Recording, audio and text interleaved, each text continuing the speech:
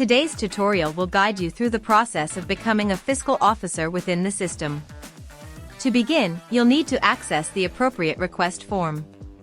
This can be found under the Web Forms section. Submitting this form grants you the permissions required to view and pay invoices for your designated department.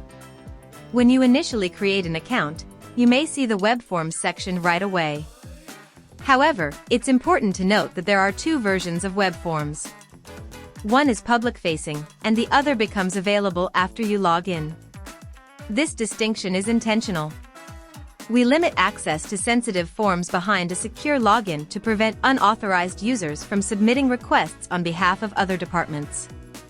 Let's go ahead and sign in so I can show you where the form is located. Once logged in, navigate to the left-hand menu and select Academy Resources, then choose Web Forms. In the list, look for the Fiscal Officer Request form, typically located near the middle of the page. Click on the form to open it.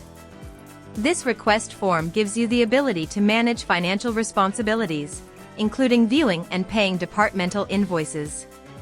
Make sure your primary organization is correct. This should reflect the department for which you intend to act as fiscal officer.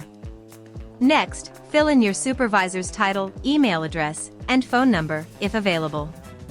This information allows us to verify your role and ensure that you're authorized to manage invoices on behalf of your department.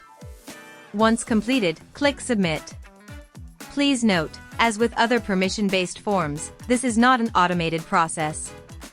Our team must manually review and approve your submission, so please allow 1 to 2 business days for processing. That concludes today's tutorial. Thank you for watching.